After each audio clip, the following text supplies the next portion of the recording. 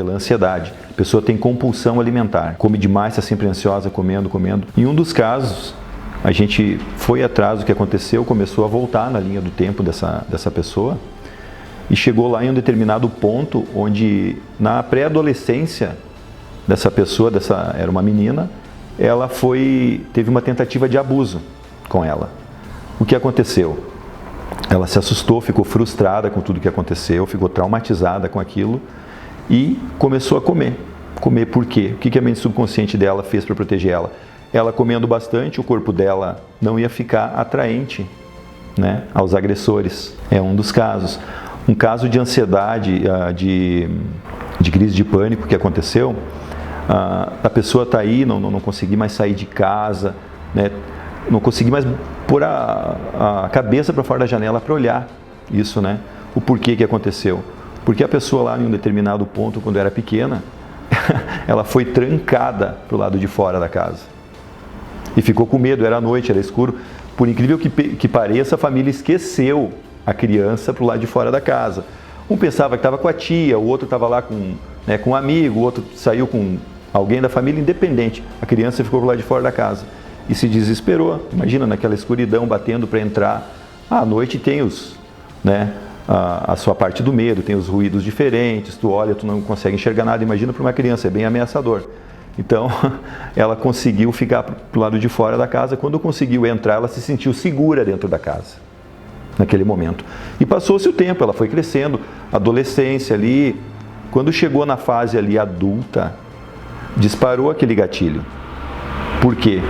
Ela não conseguia mais sair à noite. Em algum momento ela ouviu algum barulho, ela ouviu alguma frase, algum ruído que houve naquela época. Então disparou aquele gatilho. Disparou aquele gatilho e ela não conseguia mais sair de casa. Ela sentia pânico em sair de casa porque tinha medo de ficar pro lado de fora à noite. Durante o dia saía, então começava a escurecer até mesmo num tempo de chuva. Fechava o tempo ela para casa e se trancava. E não conseguia mais sair. Geralmente saía com companhia de outras pessoas, né, mas sozinha, e começou a regredir, até ficar só dentro de casa, não sair mais, não conseguir colocar a cabeça para fora da janela aí, de medo de ficar na rua.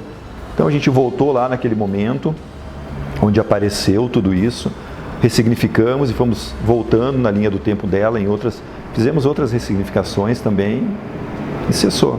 Hoje ela é uma pessoa normal. Até porque a hipnoterapia, ela não fideliza a cliente, ela não serve de bengala para o cliente.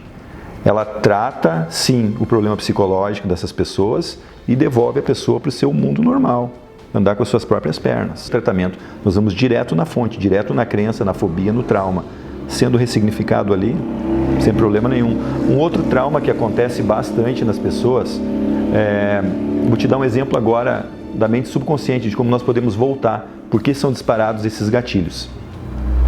Você está andando de carro, né, com o pai e a mãe, ali de repente dá aquele acidente de carro bobo, que alguém se descuida ali no trânsito e acaba batendo. Naquele momento você está lá atrás, sentiu todo aquele medo, temendo pela sua vida, pela vida dos teus pais, pelo que podia acontecer, alguém podia ter se machucado ali, né? Sentiu teus batimentos cardíacos aceleraram, a sua pressão arterial também foi a 1000, você ficou com medo, deu aquela crise de pânico. Saíram do carro, conversaram, tudo bem, foi um acidente bobo, né? Alguém se descuidou, cada um foi para sua casa, seguiram a sua vida, cada um consertou o seu.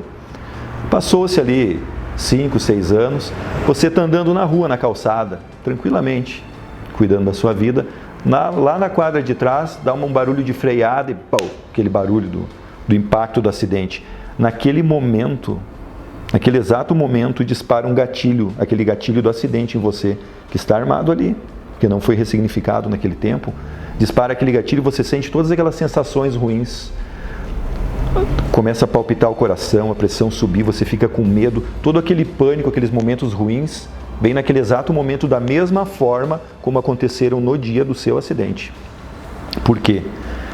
Porque aquele gatilho se criou através do barulho da freada e do impacto. Ficou ali aquele gatilho. Na primeira vez em que aconteceu aquele som, você ouviu aquele som de impacto, de freada, disparou o gatilho. Isso pode ocorrer também por um cheiro, uma palavra, uma frase, uma determinada situação que você veja também. Os gatilhos são disparados por inúmeras situações. A gente só não sabe como se forma. quem está vivendo, né? Isso ocorre, a tua parte fisiológica se descontrola dependendo do que e para que esse gatilho disparou.